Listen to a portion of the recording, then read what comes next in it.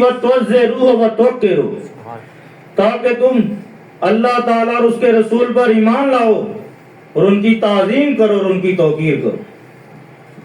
اور اللہ تعالیٰ میرے نبی کی تعظیم کا اتنا خیال رکھتا ہے، عربی کا ایک لفظ ہے رائنا، اس کا مطلب ہے رعایت فرما دیجیے۔ تو صحابہ کرام جب حضور کریم کی بارگاہ میں حاضر ہوتے، انہیں کوئی بات سمجھ نہ آتی، عرض کرتے رائنا یا رسول اللہ، یا رسول اللہ رعایت فرما دیجیے۔ لیکن منافقوں اور یہودیوں نے اس لفظ کو بگاڑ کر کہنا شروع کر دیا، وہ اس کی آئین کو لمبا کر دیتے تھے، جس سے اس لفظ کا مطلب بن جاتا تھا چرواہا، نعوذ باللہ۔ تو اللہ تعالیٰ میرے نبی کی تعظیم کا اتنا خیال رکھتا ہے کہ ایسا لفظ جس کے بولنے میں شک پڑ جائے، گستاخی کا شبہ بھی ہو، اللہ تعالیٰ وہ لفظ بولنے سے منع فرما دے۔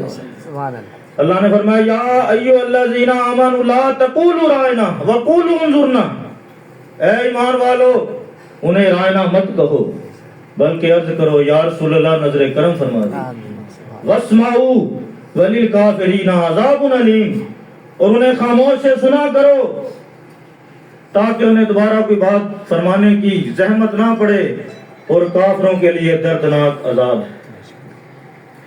اور اللہ تعالیٰ، ہماری تو کوئی اوقات نہیں، ایک صحابی کی اتنی عظمت ہے کہ کسی زمانے کے 70,000 غوث ان کی عظمت کو جمع کر لو، اور صحابی گھوڑے پہ بیٹھا ہو، گھوڑے کے قدموں سے دھول اڑے تو وہ 70,000 غوث اس دھول کے برابر نہیں ہو سکتے۔ تو جو سارے صحابہ کا امام ہے صدیق اکبر، اس کی کیا شان ہو۔ ان کے بعد فاروق اعظم کا مقام ہے، وہ حضور کریم کی بارگاہ میں حاضر تھے، ان کی آواز نبی کریم کی آواز سے اونچی ہو گئی، اچانک ساون، جان بوجھ کر نہیں، اچانک ہو گئی۔ تو اللہ نے قرآن مجید میں فرمایا یا ایھا الذین آمنوا لا ترفعوا اصواتکم فوق صوت النبی، اے ایمان والو اپنی آواز اونچی نہ کرو اس نبی کی آواز سے۔ ولا تجہروا لہ بالقول کجہر بعضکم لبعض ان تحبط اعمالکم وانتم لا تشعرون، اگر تمہاری آواز اونچی ہو گئی نبی کریم کی آواز سے تو اللہ تعالیٰ تمہارے سارے اعمال برباد کر دے گا، تمہارا شعور بھی ختم کر دے گا۔ صدیق اکبر فاروق اعظم سے فرمایا جا رہا ہے کہ اگر تمہاری آواز نبی کریم کی آواز سے اونچی ہو گئی تو ساری زندگی کی کمائی برباد ہو جائے گی اور تمہارا شعور بھی ختم ہو جائے گا۔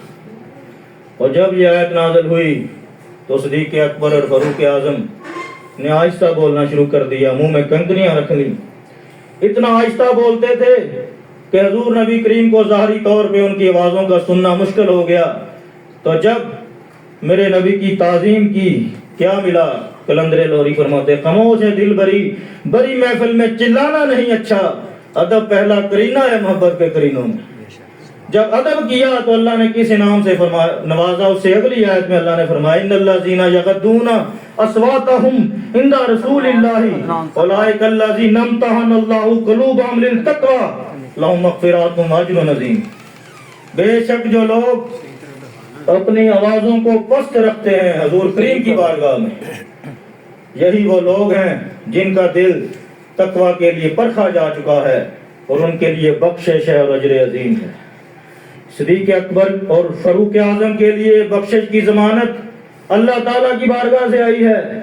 صدیق اکبر اور فاروق اعظم کی بخشش ایسے ہی یقینی ہے جیسے رب کا ایک ہونا۔ سبحان اللہ۔ اور جو لوگ بھی، جتنی بڑی بارگاہ ہوتی ہے اس کے اتنے عذاب ہوتے ہیں اور اس کی گستاخی کی سزا بھی اتنی زیادہ ہوتی ہے۔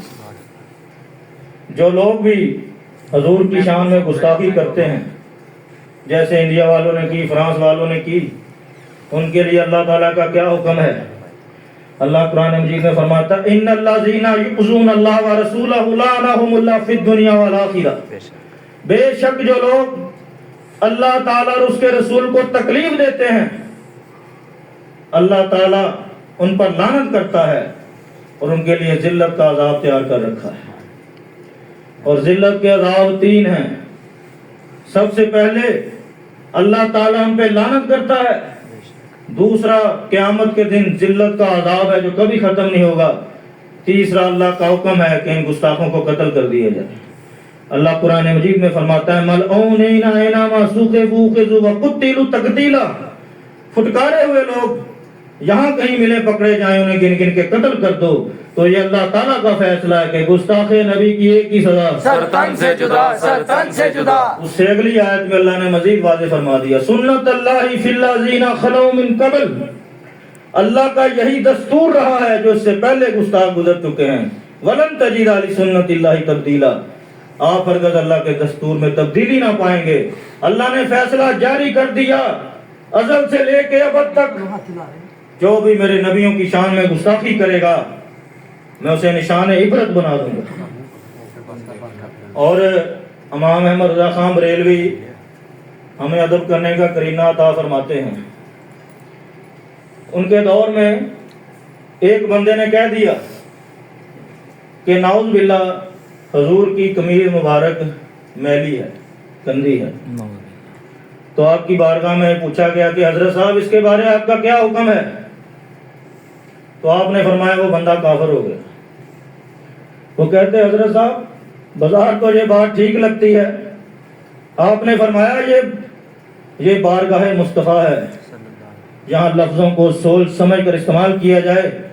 اگر کہنا ہے تو یہ کہو کہ مٹی نے دامن مصطفیٰ میں پناہ لی۔ سبحان اللہ، سبحان اللہ۔ حضرات ادب والوں کے پاس بیٹھو گے تو ادب والوں کی باتیں کریں گے۔ بے شک، سبحان اور اللہ، حدیث پاک ہے نبی کریم نے فرمایا من سب نبی فقتلہ، بے شک۔ جو کسی بھی نبی کی شان میں گستاخی کرے اسے قتل کر دو۔ اور ایک دن آپ نے اپنا بال مبارک منہ مبارک ہاتھ میں پکڑ کے فرمایا مجھے قسم ہے اس ذات کی جس کے قبضہ قدرت میں میری جان ہے، جو کوئی بھی میرے منہ مبارک کی بھی بے ادبی کرے گا وہ جنت کی خوشبو نہیں سونگھ سکتا۔ جنت جانا تو بڑی دور کی بات ہے، خوشبو ہی نہیں سونگھ سکتا۔ آج ہمیں حضور کریم کے تبرکات میں جو کوئی جسم اقدس کے ملی ہوئی چیز مل سکتی ہے وہ منہ مبارک ہے۔ جس کسی کو نصیب ہو جائے چوم کے آنکھوں کو لگائے، زیارت کرے، بخشش کا بہانہ ہے۔ اسے حضور کریم کے جسم اقدس کے ساتھ نسبت ہے۔ ایک تیرے میرے بھی بال ٹوٹتے ہیں، وہ ناپاک ہیں، حضور کے منہ مبارک حلال ہیں اور پاک ہیں، پاکیزہ ہیں، منور ہیں اور وہ بڑھتے ہیں، حیات ہیں۔ اور ایک منہ مبارک کی کتنی عظمت ہے۔ وسیلہ نجات میں مرشد کریم نے ثقیل اجبال نے یہ واقعہ بڑی دفعہ بیان کیا۔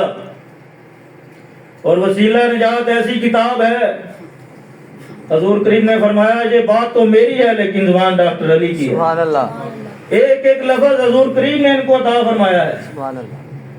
اس میں وسیلہ نجات میں مرشد کریم نے یہ بات بار بار بیان کی تاکہ تیرا اور میرا عقیدہ بن جائے۔ حضور کریم معراج پہ تشریف لے گئے، اللہ کی بارگاہ میں چلے گئے، اللہ سے عرض کیا یا اللہ تو نے جبریل امین کو 1,00,000 پر عطا فرمائے ہیں، اگر وہ ایک پر پھیلا دیتا ہے زمین سے سدرۃ المنتہا تک چلا جاتا ہے، اگر دوسرا پر پھیلا دیتا ہے تو سدرۃ المنتہا سے زمین تک آ جاتا ہے، اگر سارے پر پھیلا دے تو ساری کائنات پہ چھا جاتا ہے۔ یا اللہ تو نے مجھے کیا دیا؟ فرمایا محبوب جبریل امین کے پروں سے کسی کو کچھ ملتا نہیں ہے، میں نے آپ کو 6,00,000 زلفیں عطا فرمائی۔ سبحان اللہ، 6,00,000 بال مبارک۔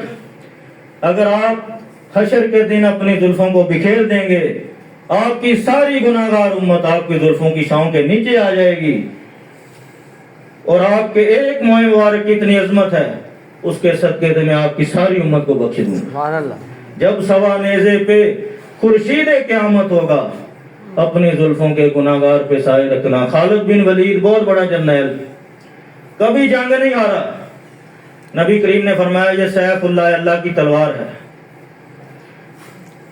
ان سے پوچھا گیا کہ حضرت صاحب کیا راز ہے آپ کی فتوحات کا، آپ کی بلندی کا، آپ کی کامیابی کا؟ فرمایا میری کامیابی کا ایک ہی راز ہے کہ میں نے اپنی ٹوپی میں نبی کریم کے 2 منہ مبارک سلوا کے رکھ لیے ہیں، جب میں پہنتا ہوں تو مجھے فتح ہو جاتی ہے۔ کون دیتا ہے؟ دینے کو منہ چاہیے، دینے والا ہے سچا ہمارا نبی، لاوا رب العرش، جس کو جو ملا ان سے ملا، کونین میں بڑھتی ہے نعمت رسول اللہ۔ اور صحابہ کرام کا کیا طریقہ کار تھا؟ آج تو لوگ کہتے ہیں نہیں جی گستاخ کی سزا موت نہیں ہے، حکومت کو فیصلہ کرنا چاہیے، عدالتیں موجود ہیں، پولیس موجود ہے۔ فاروق اعظم کے دور میں ایک مسلمان اور ایک یہودی کا پانی کے باڑی کا جھگڑا ہو گیا، تو حضور کریم نے دونوں کے دلائل سنے۔ دلائل سننے کے بعد آپ نے وہ فیصلہ یہودی کے حق میں سنا دیا۔ وہ جو مسلمان تھا وہ کہتا میں یہ فیصلہ نہیں مانتا، یہ عجلت میں کیا ہے، جلدی میں کیا ہے، میں حضرت عمر سے یہ فیصلہ کرواؤں گا۔ وہ حضرت عمر کے پاس چلا گیا، دونوں بندے چلے گئے۔ اس مسلمان نے بڑی دلیلیں دی۔ فاروق اعظم نے اس یہودی سے پوچھا بتا تیری بھی کوئی دلیل ہے؟ اس نے کہا عمر میری ایک ہی دلیل ہے کہ یہ فیصلہ تیرا نبی میرے حق میں دے چکا ہے۔ حضرت عمر اندر گئے، تلوار لے کے آئے، اس کا سر تن سے جدا کیا اور فرمایا جو نبی کے فیصلے کو نہیں مانتا اس کا فیصلہ عمر کی تلوار کر دی۔ مدینہ منورہ میں شور مچ گیا کہ عمر نے گستاخ کو قتل کیا ہے، ایک مسلمان کو قتل کر دیا ہے۔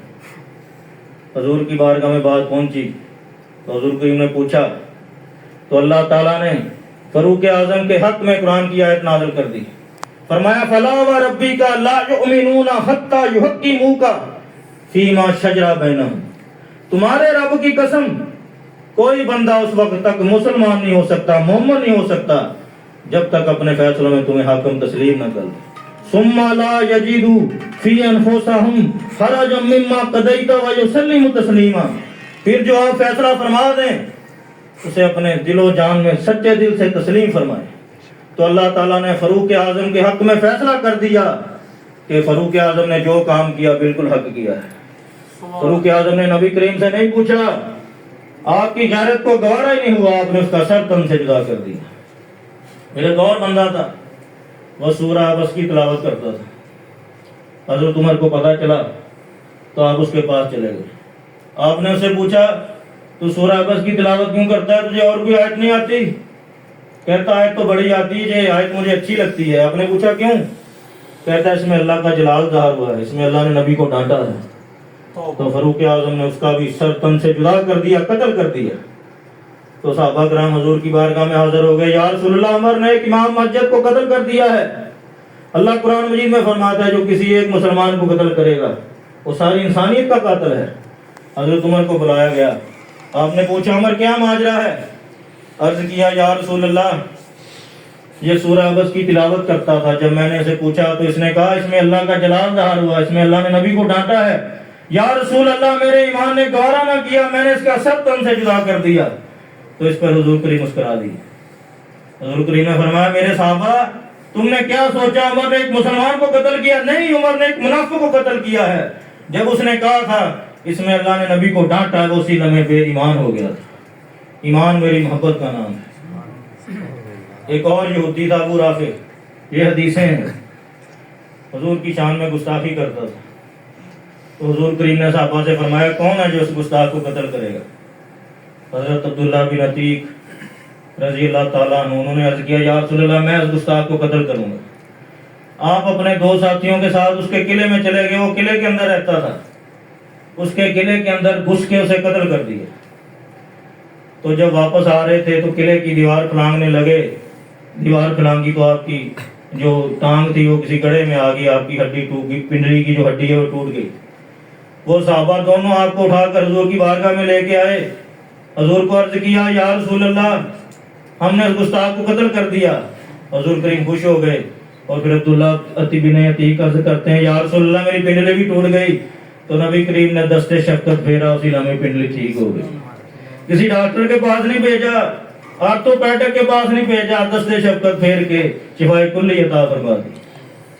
اور ایک اسما بنت مروان ایک عورت تھی گستاخہ، یہودن تھی، وہ حضور کی شان میں گستاخی کرتی تھی۔ عمیر بن عدی نے اسے قتل کر دیا۔ قتل کر کے وہ صحابی نابینا تھے، حضور کی بارگاہ میں حاضر ہو گئے۔ فجر کی نماز کا وقت تھا، جماعت ہونے والی تھی، وہ آ کے عرض کرتے ہیں یا رسول اللہ میں نے اس گستاخ عورت کو قتل کر دی۔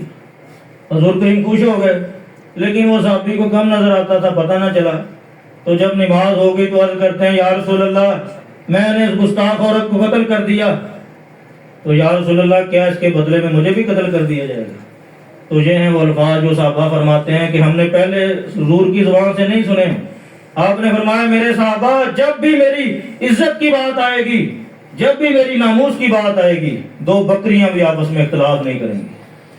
اور فرمایا حضرت عمر سے, حضرت عمر عرض کرتے ہیں یا رسول اللہ یہ نبینا صحابی آپ کی عزت کے معاملے میں بڑا غیرت مند ہے. تو حضور کریم نے فرمایا عمر اسے نابینا نہ کہو, اس سے زیادہ دیکھنے والا کوئی نہیں. اور فرمایا کہ جس نے اللہ اور اس کے رسول کی غیبی مدد کی ہے وہ مہر بھی ندی. اور آپ کا ایک بہت بڑا فیصلہ ہے جو سنہری لفظوں میں لکھے جانے والا ہے. دریا فرات کے کنارے بچے کھیل رہے تھے, ہاکی سے ملتا جلتا کھیل کھیل رہے تھے. تو ادھر ایک عیسائی پادری بھی بیٹھا تھا, وہ سیر سپاٹے کے لیے آیا ہوا تھا. تو گیند جا کے عیسائی پادری کو لگی. تو بچے جو تھے اس عیسائی پادری کے پاس چلے گئے, اس سے کہا یہ گیند واپس کر دو. اس نے کہا میں نے نہیں دینی. تو بچوں نے حضور کریم کا واسطہ دیا, تو آگے سے اس عیسائی نے حضور کی شان میں گستاخی کر دی. تو بچوں کو جوش آیا, بچوں نے اسے ہاکیاں مار مار کے قتل کر دیے. تو جب یہ واقعہ فاروق اعظم کی بارگاہ میں پہنچا تو صحابہ کا فرماتے ہیں کہ فاروق اعظم بڑے خوش ہوئے. فرمایا وہ اتنا خوش اس وقت نہیں ہوتے تھے جب مالک غنیمت ملتا تھا.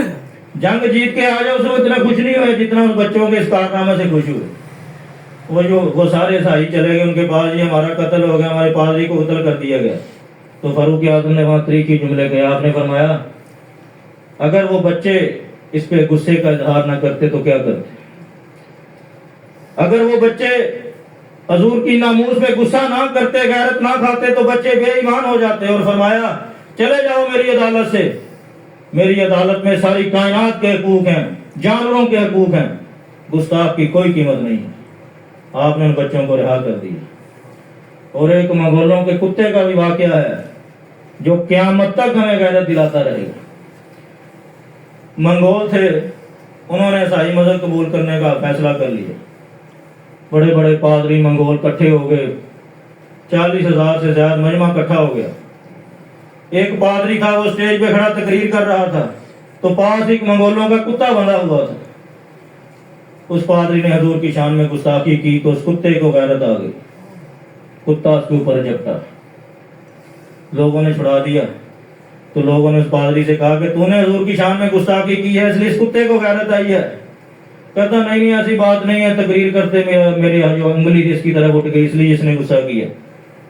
اس کتے کو زیادہ رسیوں کے ساتھ باندھ دیا گیا. اس عیسائی پادری نے پھر تقریر شروع کر دی تو وہ کتا پھر پوری قوت کے ساتھ اس عیسائی پادری پہ جھپٹا, اس کی گردن کو دبوچ کے اسے قتل کر دی. اس واقعے کو دیکھ کر 40,000 منگولوں نے میرے نبی کا کلمہ پڑھ لیا. حضور کی عزت کو بچانے کا یہ انعام ہے. تو بلے شاہ فرماندے مالک دا در نہیں چھڑ دے, پمیں مارو سوچو جتے کتے تے تو اٹھے کتے اٹھ بولیا چل یار منا لا نہیں تے بازی لے کے کتے. آج امت مسلمان کی غیرت اس کتے سے بھی گئی گزری. تو معزز حاضرین, آج آپ کے اور میرے ذمہ کیا ہے؟ حضور کی ناموس کے لیے ہم کیا کر سکتے ہیں؟ سب سے پہلے تو غیرت کا یہ تقاضا ہے کہ جو گستاخی کرے اسے قتل کر دیا جائے. اگر یہ بھی نہیں کر سکتے, بزدل ہیں, کمزور ہیں, تو جنہوں نے حضور کی گستاخوں کو قتل کیا ہے ان کے ساتھ محبت کی جائے. حضرت موسیٰ علیہ السلام سے اللہ تعالیٰ نے ہم کلامی کی. اللہ نے فرمایا موسیٰ آج تو نے میرے لیے کون سا کام کیا؟ عرض کیا یا اللہ میں نے تیرے لیے نماز پڑھی ہے. فرمایا وہ تو تیرے لیے ڈھال ہوگا, تو نے میرے لیے کیا کیا؟ عرض کیا یا اللہ میں نے تیرے لیے روزہ رکھا. فرمایا وہ تو تیرے لیے سایہ ہوگا. یا اللہ میں نے تیرا ذکر کیا ہے. فرمایا وہ تو تیرے لیے روشنی ہے, تو نے میرے لیے کیا کیا؟ عرض کیا یا اللہ وہ کون سا عمل ہے جو فقط تیری رضا کے لیے ہے؟ اللہ تعالیٰ نے فرمایا موسیٰ کیا تو نے میرے دوستوں کے ساتھ دوستی کی؟ اے موسیٰ کیا تو نے میرے دشمنوں کے ساتھ دشمنی کی؟ تو گستاخ رسول اللہ کا بھی دشمن ہے, رسول اللہ کا بھی دشمن ہے, اللہ کے محبوب کا بھی دشمن ہے. تو آج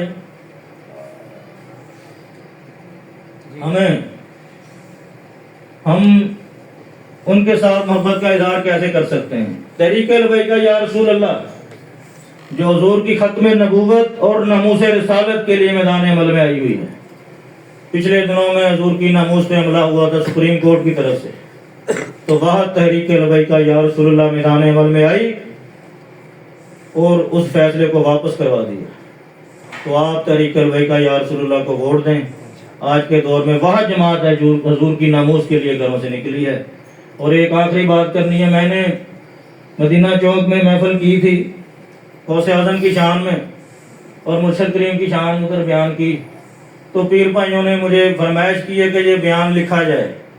तो उसमें से एक बात आखिरी अर्ज करनी है कि मुर्शद करीम की इजाज़त हो जाएगी इसमें वो बयान वसीला निजात में छप जाए। उसमें मैंने एक बात की, क्योंकि ये बात हम तो ईसाइयों के मुरीद हैं, गुलाम हैं, इनके साथ मोहब्बत करते हैं, इनकी आल के साथ मोहब्बत करते हैं। मुस्तफा जाने रह